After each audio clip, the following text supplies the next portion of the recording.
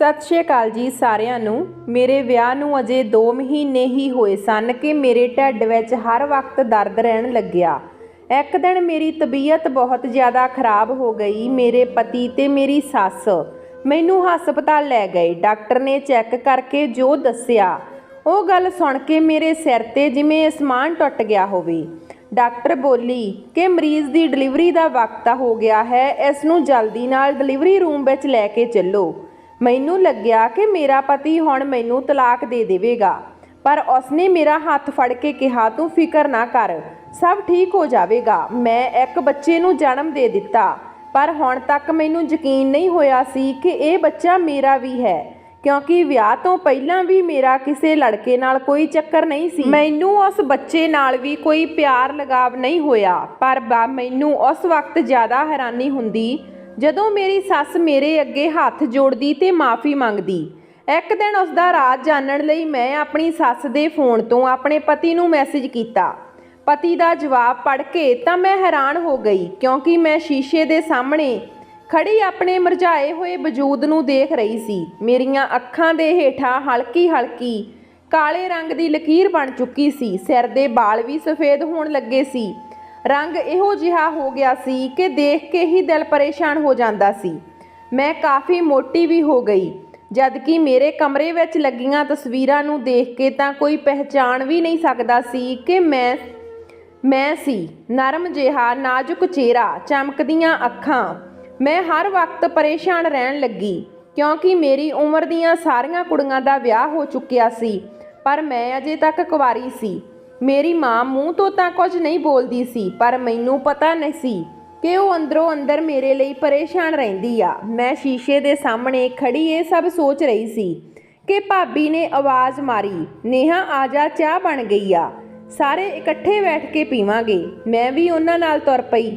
ਭਾਬੀ ਤੇਜ਼-ਤੇਜ਼ ਤੁਰਦੀ ਸੀ, ਜਦਕਿ ਮੈਂ ਲੰਗੜਾ ਕੇ ਤੁਰਦੀ ਸੀ।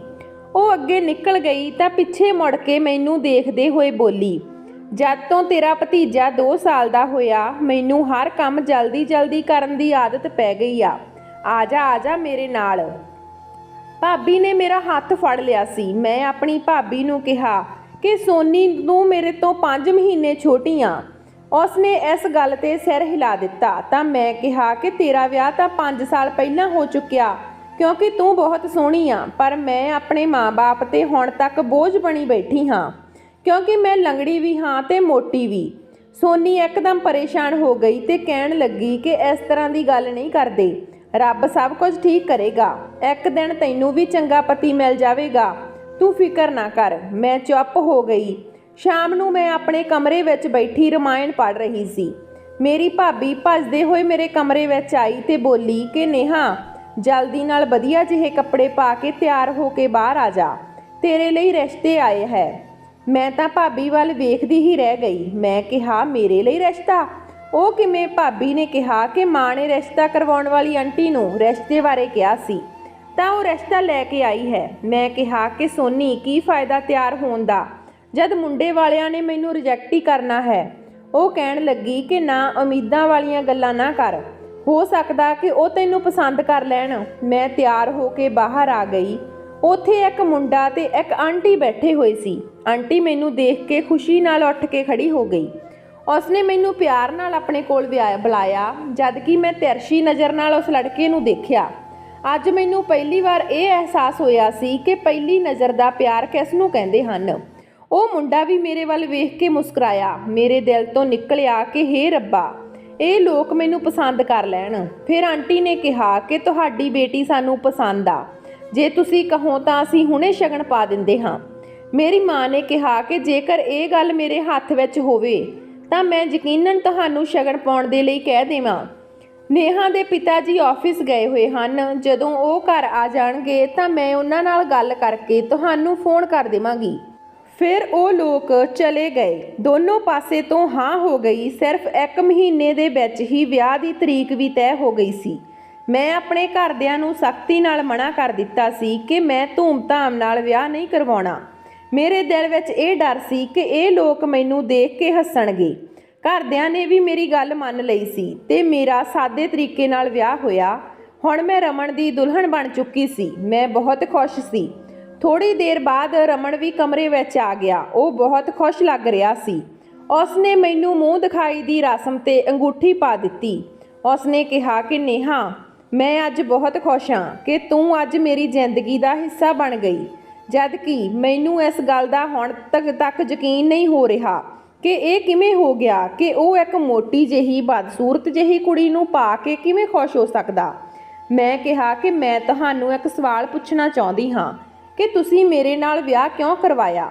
ਉਹ ਮੇਰੇ ਸਵਾਲ 'ਤੇ ਮੁਸਕਰਾ ਪਏ ਤੇ ਕਹਿਣ ਲੱਗੇ ਕਿ ਤੂੰ ਮੈਨੂੰ ਪਸੰਦ ਆ ਗਈ ਸੀ, ਇਸ ਲਈ ਮੈਂ ਤੇਰੇ ਨਾਲ ਵਿਆਹ ਕਰਵਾ ਲਿਆ। ਮੈਂ ਸਵਾਲ ਵਿੱਚੋਂ ਹੀ ਸਵਾਲ ਕੱਢ ਰਹੀ ਸੀ ਤਾਂ ਕਿ ਰਮਨ ਦਾ ਜਵਾਬ ਸੁਣ ਕੇ ਮੇਰੇ ਦਿਲ ਨੂੰ ਸਕੂਨ ਮਿਲ ਸਕੇ। ਮੈਂ ਕਿਹਾ, ਮੇਰੇ ਵਿੱਚ ਕੀ ਪਸੰਦ ਆਇਆ ਸੀ ਤੁਹਾਨੂੰ? ਉਹ ਬੋਲੇ, ਤੇਰੀ ਸਾਦਗੀ ਨੂੰ। ਜਿਵੇਂ ਦੀ ਸੀ ਉਵੇਂ ਸਾਡੇ ਸਾਹਮਣੇ ਆ ਗਈ। ਤੂੰ ਆਪਣੇ ਆਪ ਨੂੰ ਮੇਕਅਪ ਕਰਕੇ ਪਰਦੇ ਪਿੱਛੇ ਨਹੀਂ ਲੁਕੋਇਆ ਸੀ। ਮੈਂ ਮੁਸਕਰਾ ਪਈ। ਮੇਰੇ ਵਿਆਹ ਤੋਂ ਬਾਅਦ ਹੀ ਮੇਰੇ ਖੂਬਸੂਰਤ ਦਿਨ ਸ਼ੁਰੂ ਹੋ ਗਏ ਸਨ। ਮੇਰੇ ਪਤੀ ਮੇਰੇ ਤੇ ਜਾਨ ਛਿੜਕਦੇ ਸਨ ਤੇ ਮੇਰੀ ਸੱਸ ਵੀ ਮੇਰੇ ਮਾਂ-ਬਾਪ ਵਾਂਗ ਖਿਆਲ ਰੱਖਦੀ ਸੀ। ਮੈਂ ਬਹੁਤ ਮੋਟੀ ਹੋ ਗਈ ਸੀ ਤੇ ਰਮਨ ਦੇ ਨਾਲ ਬਿਲਕੁਲ ਵੀ ਨਹੀਂ ਜੱਚਦੀ ਸੀ। ਇਸ ਲਈ ਮੈਂ ਸੋਚਿਆ ਕਿ ਮੈਂ ਵੀ ਥੋੜਾ ਡਾਈਟਿੰਗ ਸ਼ੁਰੂ ਕਰ ਲਵਾਂ, ਪਰ ਮੇਰੀ ਸੱਸ ਨੇ ਸਾਫ਼ ਮਨਾ ਕਰ ਦਿੱਤਾ ਤੇ ਕਿਹਾ, ਜੇ ਤੂੰ ਸਮਾਰਟ ਹੋ ਗਈ ਤਾਂ ਰਮਨ ਨੂੰ ਬਿਲਕੁਲ ਵੀ ਚੰਗੀ ਨਹੀਂ ਲੱਗੇਗੀ। ਇਹ ਸੁਣ ਕੇ ਮੈਂ ਹੈਰਾਨ ਹੋ ਗਈ। ਖੈਰ, ਹਰ ਸ਼ਾਮ ਮੇਰੀ ਸੱਸ ਮੈਨੂੰ ਰਮਨ ਦੇ ਆਉਣ ਤੋਂ ਪਹਿਲਾਂ ਕੁਝ ਨਾ ਕੁਝ ਮਿੱਠਾ ਜ਼ਰੂਰ ਖਵਾਉਂਦੀ ਸੀ, ਜਿਹੜਾ ਕਿ ਮੈਂ ਉਹਨਾਂ ਦਾ ਪਿਆਰ ਸਮਝ ਕੇ ਖਾ ਲੈਂਦੀ ਸੀ। ਅੱਜ ਮੈਨੂੰ ਮੇਰੀ ਸੱਸ ਨੇ ਕੇਕ ਖਵਾਇਆ ਸੀ, ਜਿਸ ਨੂੰ ਖਾ ਕੇ ਮੇਰੇ ਪੇਟ ਵਿੱਚ ਜ਼ੋਰ ਦੀ ਦਰਦ ਸ਼ੁਰੂ ਹੋ ਗਿਆ। ਹੁਣ ਤਾਂ ਹਰ ਰੋਜ਼ ਐਵੇਂ ਹੀ ਹੁੰਦਾ ਸੀ। ਜਦ ਵੀ ਮੇਰੀ ਸੱਸ ਮੈਨੂੰ ਕੁਝ ਮਿੱਠਾ ਖਵਾਉਂਦੀ ਤਾਂ ਮੇਰੇ ਪੇਟ ਵਿੱਚੋਂ ਦਰਦ ਹੋਣ ਲੱਗ ਜਾਂਦਾ। ਜਦ ਤੱਕ ਰਮਨ ਘਰ ਆਉਂਦੇ ਸਨ ਉਦੋਂ ਤੱਕ ਮੈਂ ਦਰਦ ਨਾਲ ਬਹੁਤ ਪਰੇਸ਼ਾਨ ਹੋ ਜਾਂਦੀ ਸੀ ਤੇ ਫਿਰ ਉਹ ਸਾਰੀ ਰਾਤ ਮੇਰੇ ਲਈ ਜਾਗਦਾ ਰਹਿੰਦਾ ਸੀ। ਇਸ ਤਰ੍ਹਾਂ ਸਾਨੂੰ ਇੱਕ ਦੂਜੇ ਕੋਲ ਬੈਠ ਕੇ ਕੋਈ ਗੱਲ ਕਰਨ ਦਾ ਮੌਕਾ ਨਹੀਂ ਮਿਲਦਾ ਸੀ। ਇਸ ਲਈ ਮੈਂ ਪਰੇਸ਼ਾਨ ਸੀ। ਮੈਂ ਸੋਚਿਆ ਕਿ ਮੈਂ ਆਪਣੀ ਸੱਸ ਦਾ ਦਿੱਤਾ ਹੋਇਆ ਮਿੱਠਾ ਖਾਣਾ ਹੀ ਨਹੀਂ, ਕਿਉਂਕਿ ਮੈਨੂੰ ਉਸ 'ਤੇ ਸ਼ੱਕ ਹੋ ਗਿਆ ਸੀ। ਉਹ ਮੇਰੇ ਤੇ ਰਮਨ ਦੇ ਪਿਆਰ ਤੋਂ ਜਲਣ ਲੱਗੀ ਹੈ ਤੇ ਸਾਨੂੰ ਇੱਕ ਦੂਜੇ ਤੋਂ ਦੂਰ ਰੱਖਣ ਦੀ ਕੋਸ਼ਿਸ਼ ਕਰ ਰਹੀ ਆ। ਅੱਜ ਸ਼ਾਮ ਮੇਰੀ ਸੱਸ ਮੇਰੇ ਲਈ ਕਸਟਰਡ ਬਣਾ ਕੇ ਲਿਆਈ। ਮੈਂ ਕਿਹਾ ਕਿ ਮੈਂ ਇਸ ਨੂੰ ਆਪਣੇ ਕਮਰੇ ਵਿੱਚ ਜਾ ਕੇ ਖਾ ਲਵਾਂਗੀ। ਉਹ ਕਹਿਣ ਲੱਗੀ ਕਿ ਮੇਰੇ ਸਾਹਮਣੇ ਖਾ ਲਾ। ਮੈਂ ਬਹਾਨੇ ਨਾਲ ਕਿਹਾ ਕਿ ਮੈਨੂੰ ਉਲਟੀ ਦਾ ਜੀ ਹੋ ਰਿਹਾ। ਉਸਨੇ ਕਿਹਾ ਕਿ ਜਦੋਂ ਠੀਕ ਲੱਗੂ ਉਦੋਂ ਖਾ ਲਵੀਂ। ਮੇਰੀ ਸੱਸ ਮੁਸਕਰਾ ਪਈ। ਮੈਂ ਉਸ ਕਸਟਰਡ ਨੂੰ ਲਿਜਾ ਕੇ ਆਪਣੇ ਕਮਰੇ ਵਿੱਚ ਲੁਕੋ ਦਿੱਤਾ। ਮੈਨੂੰ ਲੱਗਿਆ ਕਿ ਅੱਜ ਮੇਰੇ ਪੇਟ ਵਿੱਚ ਦਰਦ ਨਹੀਂ ਹੋਵੇਗਾ, ਪਰ ਮੇਰਾ ਅੰਦਾਜ਼ਾ ਗਲਤ ਸੀ। ਮੇਰੇ ਪੇਟ ਵਿੱਚ ਦਰਦ ਹੋਣ ਲੱਗਿਆ। ਹੌਲੀ-ਹੌਲੀ ਉਹ ਦਰਦ ਵਧਣ ਲੱਗਿਆ। ਦਰਦ ਨਾਲ ਮੈਂ ਰੋਣ ਲੱਗੀ। ਮੇਰੀ ਆਵਾਜ਼ ਸੁਣ ਕੇ ਮੇਰੇ ਕਮਰੇ ਵਿੱਚ ਆਈ ਤੇ ਬੋਲੀ, ਕੀ ਹੋਇਆ ਪੁੱਤ? ਮੈਂ ਰੋਂਦੇ ਹੋਏ ਕਿਹਾ ਕਿ ਰਮਨ ਨੂੰ ਬੁਲਾ ਲਓ, ਮੇਰੀ ਤਬੀਅਤ ਕੁਝ ਖਰਾਬ ਹੈ। ਇੰਨੇ ਨੂੰ ਰਮਨ ਵੀ ਆ ਗਏ। ਉਹਨਾਂ ਨੇ ਮੇਰੀ ਹਾਲਤ ਦੇਖੀ ਤਾਂ ਉਹ ਜਲਦੀ ਨਾਲ ਮੈਨੂੰ ਹਸਪਤਾਲ ਲੈ ਗਏ। ਮੇਰੀ ਸੱਸ ਮੈਨੂੰ ਹੌਸਲਾ ਦਿੰਦੀ ਰਹੀ। ਹਸਪਤਾਲ ਜਾ ਕੇ ਉਹਨਾਂ ਨੇ ਮੈਨੂੰ ਐਮਰਜੈਂਸੀ ਰੂਮ ਵਿੱਚ ਐਡਮਿਟ ਕਰ ਲਿਆ। ਡਾਕਟਰ ਨੇ ਚੈੱਕ ਕੀਤਾ ਤੇ ਬੋਲੀ ਕਿ ਪੇਸ਼ੈਂਟ ਦੀ ਡਿਲੀਵਰੀ ਦਾ ਸਮਾਂ ਆ ਗਿਆ ਹੈ। ਪੇਸ਼ੈਂਟ ਨੂੰ ਡਿਲੀਵਰੀ ਰੂਮ ਵਿੱਚ ਲੈ ਕੇ ਚੱਲੋ। ਮੈਂ ਹੱਕੀ ਬੱਕੀ ਰਹਿ ਗਈ ਤੇ ਉਸ ਡਾਕਟਰ ਦੀ ਤਰ੍ਹਾਂ ਦੇਖ ਰਹੀ ਸੀ। ਮੈਂ ਉੱਚੀ ਦੇਣੀ ਕਿਹਾ ਕਿ ਇਹ ਨਾਮੁਮਕਿਨ ਹੈ, ਕਿਉਂਕਿ ਮੇਰੇ ਵਿਆਹ ਨੂੰ ਸਿਰਫ 2 ਮਹੀਨੇ ਹੀ ਹੋਏ ਸੀ। ਮੈਨੂੰ ਲੱਗਿਆ ਕਿ ਮੇਰਾ ਪਤੀ ਮੈਨੂੰ ਹੁਣੇ ਤਲਾਕ ਦੇ ਦੇਵੇਗਾ। ਮੈਂ ਬਹੁਤ ਡਰ ਗਈ ਸੀ। ਮੈਂ ਰਮਨ ਨੂੰ ਕਿਹਾ ਕਿ ਰਮਨ, ਇਸ ਹਸਪਤਾਲ ਵਿੱਚੋਂ ਮੈਨੂੰ ਲੈ ਜਾਓ। ਮੈਂ ਨਹੀਂ ਕਰਵਾਉਣਾ ਇੱਥੇ ਇਲਾਜ। ਇਹ ਡਾਕਟਰ ਪਾਗਲ ਹੈ, ਮੇਰੇ ਤੇ ਇਲਜ਼ਾਮ ਲਗਾ ਰਹੀ ਆ। ਪਰ ਮੇਰਾ ਦਰਦ ਹੁਣ ਹੌਲੀ-ਹੌਲੀ ਹੋਰ ਵੱਧਦਾ ਜਾ ਰਿਹਾ ਸੀ। ਮੈਂ ਦਰਦ ਨਾਲ ਰੋ ਰਹੀ ਸੀ। ਰਮਨ ਨੇ ਜਲਦੀ ਨਾਲ ਮੇਰਾ ਹੱਥ ਫੜ ਲਿਆ ਤੇ ਕਿਹਾ ਕਿ ਤੂੰ ਘਬਰਾ ਨਾ, ਸਭ ਠੀਕ ਹੋ ਜਾਵੇਗਾ। ਉਹ ਸਭ ਬਾਹਰ ਚਲੇ ਗਏ ਤੇ ਮੇਰੀ ਡਿਲੀਵਰੀ ਦਾ ਸਮਾਂ ਹੋ ਗਿਆ। ਮੈਂ ਇੱਕ ਬੇਟੇ ਨੂੰ ਜਨਮ ਦਿੱਤਾ, ਪਰ ਮੈਨੂੰ ਹਾਲੇ ਵੀ ਯਕੀਨ ਨਹੀਂ ਹੋ ਰਿਹਾ ਸੀ ਕਿ ਇਹ ਬੱਚਾ ਮੇਰਾ ਹੈ। ਪਰ ਮੈਂ ਹੁਣੇ ਆਪਣੇ ਬੱਚੇ ਨੂੰ ਪੈਦਾ ਹੁੰਦੇ ਹੋਏ ਆਪਣੀਆਂ ਅੱਖਾਂ ਨਾਲ ਦੇਖਿਆ ਸੀ, ਇਸ ਲਈ ਮੈਨੂੰ ਯਕੀਨ ਕਰਨਾ ਹੀ ਪਿਆ। ਮੈਂ ਦੁੱਖ ਤੇ ਗਮ ਨਾਲ ਬੇਵੱਸ ਹੋ ਚੁੱਕੀ ਸੀ। ਮੈਨੂੰ ਸਮਝ ਨਹੀਂ ਆ ਰਿਹਾ ਸੀ ਕਿ ਮੈਂ ਹੁਣ ਰਮਨ ਦਾ ਸਾਹਮਣਾ ਕਿਵੇਂ ਕਰਾਂਗੀ। ਉਹ ਸ਼ਾਇਦ ਹੁਣ ਮੈਨੂੰ ਤਲਾਕ ਦੇ ਦੇਣਗੇ। ਮੇਰੀ ਕਿੰਨੀ ਬੇਇੱਜ਼ਤੀ ਹੋਵੇਗੀ। ਇਹ ਸਭ ਗੱਲਾਂ ਸੋਚ ਕੇ ਮੈਂ ਰੋਣ ਲੱਗੀ। ਇੰਨੇ ਨੂੰ ਮੇਰੀ ਸੱਸ ਅਤੇ ਰਮਨ ਕਮਰੇ ਵਿੱਚ ਆ ਗਏ ਤੇ ਮੈਨੂੰ ਵਧਾਈਆਂ ਦੇਣ ਲੱਗੇ। ਉਹ ਬਹੁਤ ਖੁਸ਼ ਲੱਗ ਰਹੇ ਸੀ। ਮੇਰੀ ਸੱਸ ਨੇ ਬੱਚੇ ਨੂੰ ਚੁੱਕ ਕੇ ਕਿਹਾ, ਦੇਖ ਬਹੂ, ਬੇਟਾ ਹੋਇਆ ਹੈ, ਹੂਬਹੂ ਤੇਰੇ ਵਰਗਾ ਹੀ ਹੈ। ਮੈਂ ਮੂੰਹ ਪਰਾਂ ਨੂੰ ਕਰ ਲਿਆ ਤੇ ਕਿਹਾ ਕਿ ਇਸ ਨੂੰ ਮੇਰੀਆਂ ਨਜ਼ਰਾਂ ਤੋਂ ਦੂਰ ਲੈ ਜਾਓ। ਰਮਨ ਨੇ ਕਿਹਾ ਕਿ ਨੇਹਾ, ਤੈਨੂੰ ਕਿਸ ਗੱਲ ਦਾ ਸ਼ੱਕ ਏ? ਤੂੰ ਇਸ ਛੋਟੇ ਜਿਹੇ ਬੱਚੇ ਤੇ ਜ਼ੁਲਮ ਨਾ ਕਰ। ਫਿਰ ਅਸੀਂ ਹਸਪਤਾਲ ਤੋਂ ਛੁੱਟੀ ਲੈ ਕੇ ਘਰ ਆ ਗਏ। ਘਰ ਆ ਕੇ ਮੈਂ ਰਮਨ ਤੇ ਆਪਣੀ ਸੱਸ ਨੂੰ ਕਿਹਾ ਕਿ ਇਸ ਬੱਚੇ ਦੀ ਪੈਦਾਇਸ਼ ਦੇ ਬਾਰੇ ਮੇਰੇ ਘਰਦਿਆਂ ਨੂੰ ਨਾ ਕੁਝ ਦੱਸਿਓ। ਮੈਂ ਨਹੀਂ ਚਾਹੁੰਦੀ ਕਿ ਮੇਰੇ ਪਿਤਾ ਜੀ ਨੂੰ ਪਤਾ ਚੱਲੇ ਕਿ ਉਹਨਾਂ ਦੀ ਬੇਟੀ ਨੇ ਵਿਆਹ ਤੋਂ 2 ਮਹੀਨਿਆਂ ਬਾਅਦ ਉਹਨਾਂ ਨੂੰ ਨਾਨਾ ਬਣਾ ਦਿੱਤਾ ਹੈ। ਰਮਨ ਹੁਣ ਵੀ ਮੇਰਾ ਬਹੁਤਾ ਖਿਆਲ ਰੱਖ ਰਿਹਾ ਸੀ। ਉਸ ਦੀ ਜਗ੍ਹਾ ਕੋਈ ਹੋਰ ਹੁੰਦਾ ਤਾਂ ਮੈਨੂੰ ਕਦ ਦਾ ਤਲਾਕ ਦੇ ਦਿੰਦਾ।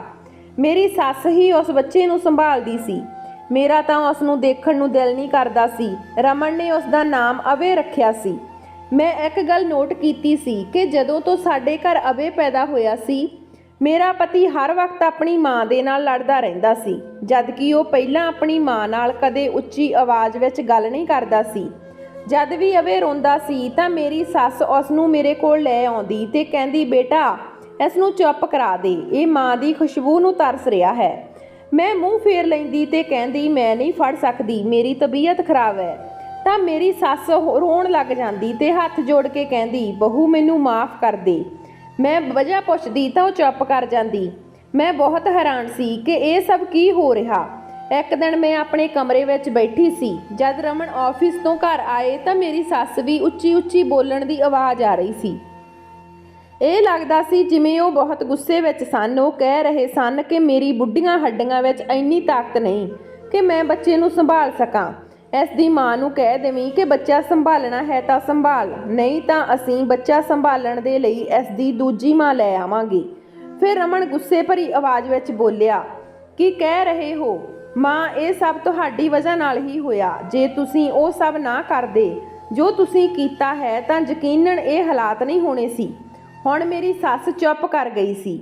ਥੋੜੀ ਦੇਰ ਬਾਅਦ ਰਮਨ ਕਮਰੇ ਵਿੱਚ ਆਏ ਤਾਂ ਮੈਂ ਡਰ ਗਈ ਕਿ ਉਹ ਮੇਰੇ ਨਾਲ ਲੜਾਈ ਕਰਨਗੇ, ਪਰ ਉਹ ਮੁਸਕਰਾ ਕੇ ਬੋਲੇ ਕਿ ਤੂੰ ਇਸ ਗੁਲਾਬੀ ਰੰਗ ਦੇ ਸੂਟ ਵਿੱਚ ਬਹੁਤ ਸੋਹਣੀ ਲੱਗਦੀ ਆਂ। ਮੈਂ ਮੁਸਕਰਾ ਪਈ। ਮੇਰੀ ਜ਼ਿੰਦਗੀ ਰਮਨ ਦੇ ਕਾਰਨ ਰੌਸ਼ਨ ਹੋ ਗਈ ਸੀ। ਮੈਂ ਬੱਚੇ ਨੂੰ ਜਨਮ ਦੇਣ ਤੋਂ ਬਾਅਦ ਬਹੁਤ ਸੋਹਣੀ ਹੋ ਗਈ ਸੀ, ਪਰ ਹੁਣ ਮੈਨੂੰ ਆਪਣੀ ਸੱਸ ਤੇ ਸ਼ੱਕ ਹੋ ਰਿਹਾ ਸੀ। ਮੈਨੂੰ ਇਹ ਲੱਗਣ ਲੱਗਿਆ ਕਿ ਮੇਰੀ ਸੱਸ ਜਿਹੜਾ ਮੈਨੂੰ ਮਿੱਠਾ ਖਵਾਉਂਦੀ ਸੀ, ਉਸ ਦੀ ਵਜ੍ਹਾ ਨਾਲ ਹੀ ਤਾਂ ਕਿਤੇ ਬੱਚਾ ਪੈਦਾ ਨਹੀਂ ਹੋਇਆ, ਕਿਉਂਕਿ ਜਦੋਂ ਬੱਚਾ ਪੈਦਾ ਹੋਇਆ ਸੀ ਉਦੋਂ ਤੋਂ ਮੇਰੀ ਸੱਸ ਨੇ ਮੈਨੂੰ ਕੁਝ ਵੀ ਮਿੱਠਾ ਨਹੀਂ ਖਵਾਇਆ ਸੀ। ਰਮਨ ਨੇ ਅਵੇ ਦੇ ਲਈ ਇੱਕ ਨੌਕਰਾਣੀ ਦਾ ਇੰਤਜ਼ਾਮ ਕਰ ਲਿਆ। ਹੁਣ ਉਹੀ ਅਵੇ ਨੂੰ ਸੰਭਾਲਦੀ ਸੀ। ਇੱਕ ਦਿਨ ਸ਼ਾਮ ਨੂੰ ਜਦੋਂ ਮੈਂ ਸੌਂ ਕੇ ਉੱਠੀ ਤਾਂ ਨੌਕਰਾਣੀ ਨੇ ਮੈਨੂੰ ਕਿਹਾ ਕਿ ਤੁਹਾਡੀ ਸੱਸ ਪਾਗਲ ਹੈ। ਮੈਂ ਕਿਹਾ ਕਿ ਤੂੰ ਇਸ ਤਰ੍ਹਾਂ ਕਿਉਂ ਕਹਿ ਰਹੀ ਆਂ? ਤਾਂ ਉਸਨੇ ਕਿਹਾ ਕਿ ਤੁਸੀਂ ਜਦੋਂ ਸੁੱਤੇ ਪਏ ਸੀ ਤਾਂ ਤੁਹਾਡੀ ਸੱਸ ਤੁਹਾਡੇ ਕੋਲ ਜਾ ਕੇ ਬੈਠ ਗਈ ਤੇ ਰੋਈ ਜਾ ਰਹੀ ਸੀ ਤੇ ਬਾਰ-ਬਾਰ ਕਹਿ ਰਹੀ ਸੀ ਕਿ ਮੈਨੂੰ ਮਾਫ਼ ਕਰ ਦੇ। ਮੈਂ ਉਸ ਦੀ ਗੱਲ ਤੇ ਚੁੱਪ ਹੋ ਗਈ। ਹੁਣ ਮੇਰਾ ਸ਼ੱਕ ਯਕੀਨ ਵਿੱਚ ਬਦਲ ਗਿਆ ਸੀ ਕਿ ਕੁਝ ਤਾਂ ਗੜਬੜ ਹੈ। ਮੈਂ ਉਸ ਕੰਮ ਵਾਲੀ ਆਇਆ ਨੂੰ ਕਿਹਾ ਕਿ ਤੂੰ ਮੇਰੀ ਸੱਸ ਤੇ ਨਜ਼ਰ ਰੱਖੀ, ਉਹ ਜੋ ਕੁਝ ਵੀ ਕਰਦੀ ਹੈ ਉਸ ਬਾਰੇ ਮੈਨੂੰ ਆ ਕੇ ਦੱਸੀ। ਉਸਨੇ ਕਿਹਾ, ਠੀਕ ਆ ਮੇਮ ਸਾਹਿਬ।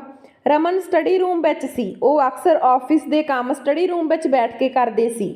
ਮੈਂ ਉਹਨਾਂ ਲਈ ਚਾਹ ਬਣਾ ਕੇ ਲੈ ਆਈ ਤੇ ਸੋਚਿਆ ਕਿ 2 ਪਲ ਉਹਨਾਂ ਕੋਲ ਬੈਠ ਕੇ ਕੋਈ ਗੱਲਬਾਤ ਕਰ ਲਵਾਂਗੇ, ਪਰ ਮੈਂ ਜਿਵੇਂ ਹੀ ਦਰਵਾਜ਼ਾ ਖੋਲ੍ਹਿਆ ਤਾਂ ਰਮਨ ਘਬਰਾ ਗਏ ਸਨ ਤੇ ਉਹਨਾਂ ਦੇ ਹੱਥ ਵਿੱਚੋਂ ਕੁਝ ਫੋਟੋਆਂ ਥੱਲੇ ਡਿੱਗ ਪਈਆਂ। ਮੇਰੀ ਨਜ਼ਰ ਉਹਨਾਂ ਫੋਟੋਆਂ ਤੇ ਪਈ ਤਾਂ ਉਹਨਾਂ ਵਿੱਚ ਰਮਨ ਮੁਸਕਰਾਉਂਦੇ ਹੋਏ ਖੜੇ ਸੀ। ਉਹਨਾਂ ਦੇ ਨਾਲ ਇੱਕ ਬਹੁਤ ਸੋਹਣੀ ਕੁੜੀ ਖੜੀ ਸੀ ਜਿਸ ਦੇ ਨਾਲ ਨੇ ਰਮਨ ਦਾ ਹੱਥ ਮਜ਼ਬੂਤੀ ਨਾਲ ਫੜਿਆ ਹੋਇਆ ਸੀ। ਇਸ ਤੋਂ ਪਹਿਲਾਂ ਕਿ ਮੈਂ ਉਸ ਦੀ ਸ਼ਕਲ ਦੇਖ ਸਕਾਂ, ਰਮਨ ਨੇ ਉਹ ਫੋਟੋਆਂ ਚੁੱਕ ਲਈਆਂ। ਇੱਕ ਵਾਰ ਤਾਂ ਮੈਨੂੰ ਸ਼ੱਕ ਹੋਇਆ ਕਿ ਕਿਤੇ ਮੇਰਾ ਪਤੀ ਮੈਨੂੰ ਧੋਖਾ ਤਾਂ ਨਹੀਂ ਦੇ ਰਿਹਾ। ਇਹ ਇੱਕ ਅਜਿਹੀ ਗੱਲ ਸੀ ਜਿਸ ਬਾਰੇ ਮੈਂ ਕਦੇ ਸੋਚਿਆ ਵੀ ਨਹੀਂ ਸੀ। ਮੇਰੇ ਤੇ ਤਾਂ ਜਿਵੇਂ ਕਿਆਮਤ ਆ ਗਈ ਹੋਵੇਗੀ। ਰਮਨ ਜਲਦੀ ਨਾਲ ਉੱਠਿਆ ਤੇ ਕਹਿਣ ਲੱਗਿਆ, ਆ ਨੇਹਾ ਮੇਰੇ ਕੋਲ। ਇਸ ਗੱਲ ਨੇ ਮੈਨੂੰ ਅੰਦਰ ਤੱਕ ਹਿਲਾ ਕੇ ਰੱਖ ਦਿੱਤਾ। ਰਮਨ ਬੜਾ ਪਰੇਸ਼ਾਨ ਲੱਗ ਰਿਹਾ ਸੀ। ਮੈਂ ਉਹਨੇ ਪੈਰੀਂ ਆਪਣੇ ਕਮਰੇ ਵਿੱਚ ਆ ਗਈ। ਉਹ ਵੀ ਮੇਰੇ ਪਿੱਛੇ ਪਿੱਛੇ ਕਮਰੇ ਵਿੱਚ ਆ ਗਿਆ। ਉਸਨੇ ਕਿਹਾ, ਕੀ ਗੱਲ ਆ? ਮੈਨੂੰ ਉਸ ਦੇ ਸਵਾਲ ਦਾ ਕੋਈ ਜਵਾਬ ਨਾ ਸੁੱਝਿਆ ਤਾਂ ਉਸਨੇ ਕਿਹਾ, ਮੈਂ ਰਸੋਈ ਵਿੱਚ ਪਾਣੀ ਲੈ ਕੇ ਆਉਣਾ। ਮੈਂ ਵੀ ਉਸ ਦੇ ਪਿੱਛੇ ਪਿੱਛੇ ਚਲੀ ਗਈ। ਉਹ ਮੇਰੇ ਪੈਰਾਂ ਦੀ ਆਵਾਜ਼ ਸੁਣ ਕੇ ਚੁੱਪ ਹੋ ਗਿਆ ਕਿਉਂਕਿ ਉਹ ਮੇਰੀ ਸੱਸ ਨਾਲ ਕੁਝ ਗੱਲਾਂ ਕਰ ਰਿਹਾ ਸੀ, ਜਿਸ ਦੇ ਜਵਾਬ ਵਿੱਚ ਰਮਨ ਕਹਿ ਰਿਹਾ ਸੀ ਕਿ ਮੈਨੂੰ ਦੁਨੀਆ ਦੀ ਕੋਈ ਪਰਵਾਹ ਨਹੀਂ। ਹਾਂ, ਮੈਂ ਦੂਜਾ ਵਿਆਹ ਕੀਤਾ ਹੈ ਉਸ ਨਾਲ, ਪਰ ਮੈਂ ਦਿਲੋਂ ਜਾਨਣਾ ਪਿਆਰ ਕਰਦਾ ਹਾਂ ਉਸ ਨੂੰ। ਮੈਂ ਉਸ ਬਿਨਾਂ ਨਹੀਂ ਰਹਿ ਸਕਦਾ। ਇਹ ਗੱਲ ਹਥੌੜੇ ਦੀ ਤਰ੍ਹਾਂ ਮੇਰੇ ਦਿਲ ਵਿੱਚ ਵੱਜ ਰਹੀ ਸੀ ਕਿ ਰਮਨ ਨੇ ਦੂਜਾ ਵਿਆਹ ਕੀਤਾ ਹੈ। ਮੇਰੀਆਂ ਅੱਖਾਂ 'ਚੋਂ ਹੰਝੂ ਟਪਕ ਰਹੇ ਸਨ। ਰਮਨ ਦੀ ਗੁੱਸੇ ਵਾਲੀ ਆਵਾਜ਼ ਆ ਰਹੀ ਸੀ, ਮਾਂ ਤੂੰ ਨੇਹਾ ਦੀ ਜਾਨ ਨੂੰ ਛੱਡ ਕਿਉਂ ਨਹੀਂ ਦਿੰਦੀ? ਉਸਨੇ ਕੀ ਵਿਗਾੜਿਆ ਹੈ ਤੁਹਾਡਾ? ਆਪਣੀ ਪਸੰਦ ਦਾ ਵਿਆਹ ਕੀਤਾ ਸੀ ਤੁਹਾਡੇ ਬੇਟੇ ਨੇ। ਜੋ ਵੀ ਸਜ਼ਾ ਦੇਣੀ ਹੈ ਮੈਨੂੰ ਦਿਓ, ਨੇਹਾ ਨੂੰ ਨਹੀਂ। ਤੁਹਾਨੂੰ ਯਾਦ ਹੈ ਨਾ 2 ਸਾਲ ਪਹਿਲਾਂ ਜਦੋਂ ਮੈਂ ਨੇਹਾ ਨਾਲ ਲਵ ਮੈਰਿਜ ਕੀਤੀ ਸੀ, ਜਦ ਕਿ ਤੁਸੀਂ ਚਾਹੁੰਦੇ ਸੀ ਕਿ ਮੈਂ ਤੁਹਾਡੀ ਸਹੇਲੀ ਦੀ ਕੁੜੀ ਨਾਲ ਵਿਆਹ ਕਰਵਾਵਾਂ, ਪਰ ਮੈਂ ਨਹੀਂ ਮੰਨਿਆ। ਪਰ ਤੁਸੀਂ ਵੀ ਆਪਣੀ ਜਿੱਦ 'ਤੇ ਅੜੇ ਸੀ। ਮੈਂ ਜਦ ਉਸ ਨੂੰ ਵਿਆਹ ਕੇ ਘਰ ਲੈ ਆਇਆ ਤਾਂ ਤੁਸੀਂ ਹਰ ਤਰ੍ਹਾਂ ਨਾਲ ਸਾਨੂੰ ਅਲੱਗ ਕਰਨ ਦੀ ਕੋਸ਼ਿਸ਼ ਕੀਤੀ, ਸਾਡੇ ਵਿੱਚ ਗਲਤਫਹਿਮੀਆਂ ਪੈਦਾ ਕਰਨ ਦੀ ਕੋਸ਼ਿਸ਼ ਕੀਤੀ। ਤੇ ਜਦ ਇੰਨਾ ਸਭ ਕਰਨ ਦੇ ਬਾਅਦ ਵੀ ਤੁਸੀਂ ਸਾਨੂੰ ਅਲੱਗ ਨਾ ਕਰ ਸਕੇ ਤਾਂ ਤੁਸੀਂ ਨੇਹਾ ਦਾ ਐਕਸੀਡੈਂਟ ਕਰਵਾ ਦਿੱਤਾ ਤਾਂ ਕਿ ਉਹ ਮਰ ਜਾਵੇ। ਪਰ ਮਾਂ, ਮੈਂ ਸੋਚਦਾ ਹਾਂ ਕਿ ਤੁਹਾਡਾ ਦਿਲ ਇੰਨਾ ਪੱਥਰ ਦਿਲ ਕਿਉਂ ਬਣ ਗਿਆ ਨੇਹਾ ਲਈ?